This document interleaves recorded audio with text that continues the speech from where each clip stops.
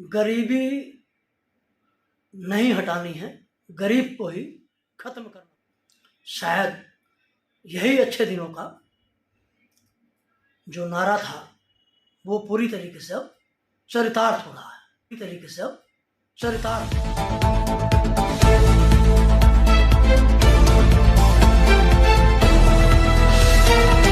नमस्कार। आज मुद्दा है गरीब को मिलने वाले राशन पर रोक का, पेट की भूख का। ये कैसे शांत होगी? देश के 80 करोड़ लोगों को 5 किलो राशन केंद्र की सरकार उपलब्ध करा रही थी, जो 30 नवंबर तक केंद्र सरकार को देना था। वर्तमान में प्रस्ताव है कि वो 30 नवंबर तक ही दिया जाएगा, उसके बाद ये राशन मुफ्त का जो है वो 80 करोड़ लोगों को जो मिल रहा था वो नहीं मिलेगा। वहीं उत्तर प्रदेश में चूंकि विधानसभा चुनाव है और चुनाव में वोटों को, मतदाताओं को अपनी ओर लुभावना है, तो वहाँ पर घोषणा हो गई है कि साथ में राशन के साथ साथ 1 किलो तेल, नमक और दाल भी अब दी जाएगी। तो ये चीज़ें तो यूपी में मिलेंगी, बाकी उत्तर उसके अलावा कहीं नहीं। लेकिन दिल्ली की सरकार अरविंद केजरीवाल ने भी 6 महीने के लिए फ्री अनाज देने की घोषणा की है और प्रधानमंत्री को पत्र लिखकर भी मांग की है कि ये योजना जो है पूरे देश में लागू रहे, क्योंकि कमर तोड़ महंगाई है और व्यक्ति बेरोजगार हुए हैं। तो इसलिए ये योजना बंद नहीं होनी चाहिए, अगले 6 महीने और चलनी चाहिए। क्योंकि चुनाव तो केवल मात्र 5 राज्यों में है, उत्तर प्रदेश, उत्तराखंड, पंजाब, गोवा और मणिपुर। तो इन राज्यों के मतदाताओं को अगर अनाज दिया जा सकता है तो पूरे देश में दिया जा सकता है। लेकिन शायद अब वर्तमान में जो आदेश है वो 30 नवंबर तक है, उसके बाद का अभी तक कोई आदेश नहीं। एक तरफ पेट्रोल डीजल पर 30-40 रुपए बढ़ा दिए गए और 5 रुपए 10 रुपए कम कर दिए गए। ये वो वाली एक्साइज ड्यूटी है जिसमें जब बढ़ती है, जब लगती है तो प्रदेश सरकार का वेट भी बढ़ जाता है। एक्साइज ड्यूटी केंद्र सरकार ने कम की 5 रुपए पेट्रोल पर, 10 रुपए डीजल पर। उस हिसाब से वेट जो है राज्यों का भी कम हो गया। और कौन, भाजपा की सरकारों ने तो अलग से वैट की राशि कम कर दी, भाजपा शासित राज्यों ने, मुख्यमंत्रियों ने। लेकिन विपक्ष की सरकारों ने किसी तरीके का वैट अपने यहाँ कम नहीं किया। उनके अपने तर्क हैं। ये वैट कम कैसे हुआ? उपचुनाव का जो परिणाम आया तो उस परिणाम ने भारतीय जनता पार्टी को हिलाकर रख दिया और हिलते हिलते फिर मुद्दा महंगाई आ गया। हिमाचल के सीएम ने स्वीकार कर लिया कि जो 4 सीटों पर हार है वो केवल महंगाई के कारण है। प्रधानमंत्री उत्तराखंड के केदारनाथ दौरे पर गए थे। वहीं पर एक गोदी मीडिया के न्यूज़ चैनल महिलाओं से बात कर रहे थे, पत्रकार महोदय। तो महिलाओं ने कहा कि हम मोदी को सपोर्ट नहीं करेंगे, महंगाई बहुत हो गई है, ये महंगाई पर रोकने में नाकाम रही है। अब ऐसी परिस्थितियां जब बन जाएं, इधर महंगाई का मुद्दा, इधर बेरोजगारी का मुद्दा, इधर किसान, आमदनी कम, खर्चा ज़्यादा आम आदमी का, तो परिस्थितियां जो हैं वो डामाडोल है। आज भारतीय जनता पार्टी की राष्ट्रीय कार्य समिति की बैठक हुई। अब इनके पास तो एक ही एजेंडा है, हिंदुस्तान पाकिस्तान, हिंदू मुसलमान। अब राम मंदिर, धारा 370। अब उस बैठक में क्या एजेंडा सेट करेंगे अगला? लेकिन यूपी के चुनाव में तो गृह मंत्री ने जो दौरा किया है उसमें पाकिस्तान 307, 370 और इन मुद्दों को, राम मंदिर को सेट कर दिया एजेंडा कि हम इसी मुद्दे पर चुनाव लड़ेंगे, और जिन्ना की एंट्री। अब लोगों को चाहिए भूख, बेरोजगारी है, तो बेरोजगारी में भी अब बड़ा विषम परिस्थिति आ गई। भारतीय जनता पार्टी के जो समर्थक हैं, जिनको अंधभक्त कहा जाता है, वो ऐसे से तर्क देते हैं कि जिनका कोई कहना ही नहीं। उनसे कहो कि महंगाई हो गई तो बोले राष्ट्र हित में है, बेरोजगारी बढ़ गई तो बोले नाले से पकौड़े बेच लो, नाले से गैस निकलती है उससे चाय बेच लो। अब इसे यहाँ तक कहा जाए कि कुछ लोग तो भारतीय जनता पार्टी के शीर्ष स्तर के यहाँ तक कह चुके हैं कि भीख मांगना भी रोजगार है। मनरेगा को कहते थे प्रधानमंत्री जी, ये कांग्रेस का वो वाला ढोल है जो नाकामयाबी का है, और इस ढोल को मैं बजाता रहूँगा। कोरोना काल में यही ढोल बजा और लोग जिंदा रहे हो, करो, लोगों को काम मिला।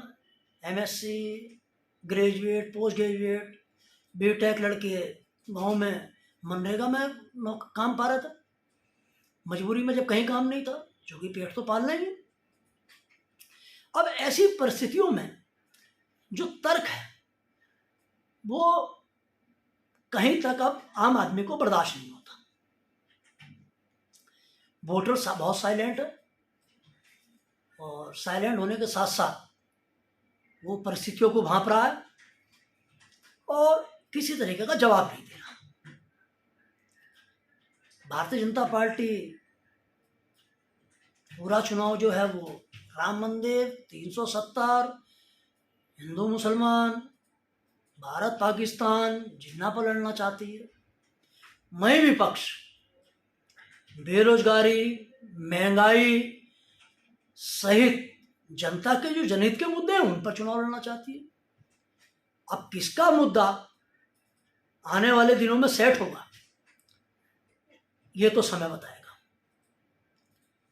लेकिन आंतरिक सर्वे जो है उसने तो भाजपा को हिला रखा है। भाजपा नेतृत्व उससे हिला हुआ है। हिमाचल की हार, जहां पर मुस्लिम कम्युनिटी केवल मात्र 2-3% है, हिंदू बाहुल्य हिमाचल राज्य है, वहाँ 4 सीट का हारना, 3 विधानसभा, 1 लोकसभा उपचुनाव में, तो सीधा सीधा है कि हिंदू मुसलमान तो वहाँ हो नहीं सकता। वही हालात उत्तराखंड में, जहाँ विधानसभा चुनाव यूपी के साथ होने हैं, यहाँ भी वही 3-4% है। तो यहाँ भी एजेंडा बेरोजगारी, महंगाई और विकास का होगा। उत्तराखंड में तो विशेष बात एक और है कि 5 साल के कार्यकाल में 3 मुख्यमंत्री बदल दिए, तीसरे मुख्यमंत्री विराजमान है कुर्सी पर। विकास कितना हुआ है? Double engine, triple engine. Triple engine इसलिए बोल रहा हूँ कि जहाँ पर नगर निगम भी भाजपा का है, नगर पालिका भाजपा की है, बस तो वहाँ ट्रिपल इंजन हो गया। अब ट्रिपल इंजन का भी लोग डेवलपमेंट देख रहे हैं। सबसे बड़ी बात है कि जब भूख ही शांत नहीं होगी तो आपकी सड़क, बिजली, पानी को करेंगे क्या? भूख शांत होने का जुगाड़ नहीं दिख रहा, काम धंधा है नहीं आदमी के पास। तो जो बेरोजगारी की समस्या है, रोजगार की उपलब्धता कम होना है, वो बड़ी विषम परिस्थितियां। उधर एक आंकड़ा आया है कि जितने हमारे यहाँ बेरोजगार थे, गरीबी रेखा से नीचे थे, उनमें 8 करोड़ की पिछले 8 साल में वृद्धि हो गई। हर साल 1 करोड़ बढ़ रहे हैं। तो सही बात है, आप राशन बंद कर दोगे तो गरीब जो है वो गरीबी तो नहीं हटेगी, लेकिन गरीब जरूर मर जाएगा। और नया गरीब जो मध्यम वर्ग था वो गरीब हो रहा है, तो वो गरीब बन जाएगा। तो पहले 25-26 करोड़ थे गरीबी रेखा से नीचे, अब वो और 8 करोड़ बढ़ गया। इन आंकड़ों के जो सर्वे आ रहे हैं उसको भारतीय जनता पार्टी की केंद्र सरकार गंभीरता से नहीं ले रही। सवाल यह है कि आप किस एजेंडे पे कब तक चलोगे? एक पुरानी कहावत है कि काट की हांडी बार बार तो चलती नहीं। आपने लोकसभा चुनाव में 2019 में पुलवामा का घटनाक्रम हो गया, हमारे 40 जवान शहीद हो गए, उसके नाम पे वोट मांग लिए। भाई भारतीय जनता पार्टी 2014 से लेकर 2019 तक राम मंदिर, 370, जवान, किसान, काला धन लाने के लिए और बेरोजगारी दूर करने, महंगाई कम करने के नाम पे तो वोट मांग चुकी है। अब 2022 में किस मुद्दे पे वोट मांगेगी, ये अभी समझ में नहीं आ रहा। पुराने दावों पे तो भारतीय जनता पार्टी का नेतृत्व खरा नहीं उतरा है। गैस का सिलेंडर जो कहा जाता था कि 300 रुपये का मिलेगा, 450 का था, वो आज 1000 का है। तो इन परिस्थितियों में जो वर्तमान हालात बने हैं, उससे तो लग रहा है कि गरीबी हटाओ नहीं चलना, गरीबों को ही मिटाओ, ये फार्मूला जो है वो अच्छे दिनों का दिखाई दे रहा है। अब देखना होगा कि गरीब कितने मिटते हैं। सबसे बड़ी बात है कि आत्महत्या का एनसीआरबी का आंकड़ा कह रहा है, आत्महत्या का आंकड़ा लगातार बढ़ता जा रहा है। ये आत्महत्या हो क्यों रही है पारिवारिक? इसका मुख्य कारण तो बेरोजगारी है, घर के खर्च पूरे ना होना, तो उन आत्महत्याओं का बढ़ना, लोगों का पारिवारिक संकट होना, आर्थिक संकट से जूझना, तो ये सब चीजें हैं। तो गरीबी हटेगी नहीं, गरीब को मार दिया जाएगा और नए गरीब पैदा हो रहे हैं। अब आने वाले समय में 2022 का 5 राज्य के चुनाव हैं, ये निर्धारित करेंगे कि गरीबी हटेगी या गरीब मरेगा, या और गरीबों के साथ जो अन्याय मिलना चाहिए वो उन्हें मिलेगा। ये सब चीज़ें जनता के बीच में, लेकिन वोटर बहुत साइलेंट है। पश्चिम यूपी में किसानों ने हालत खराब कर रखी है, पूर्वांचल में नए नए गठबंधन हो गए हैं तो उन्होंने हालत खराब कर रखी है। तो भारतीय जनता पार्टी का नेतृत्व एक रणनीति तो बना रहा है। अब वो रणनीति उनकी कितने सफल होगी, कितनी असफल होगी, ये तो आने वाला भविष्य बताएगा। लेकिन वर्तमान में गरीबी को लेकर जो हालत है वो बहुत खराब। महंगाई के चलते, बेरोजगारी के चलते आम आदमी बहुत परेशान है। उसको इस मुद्दे से निजात चाहिए, और केंद्रीय सरकार का निजात नीति तो हो सकता है कि जनता जो है वो बीजेपी के खिलाफ वोटिंग कर। तो ये सब चीजें हैं।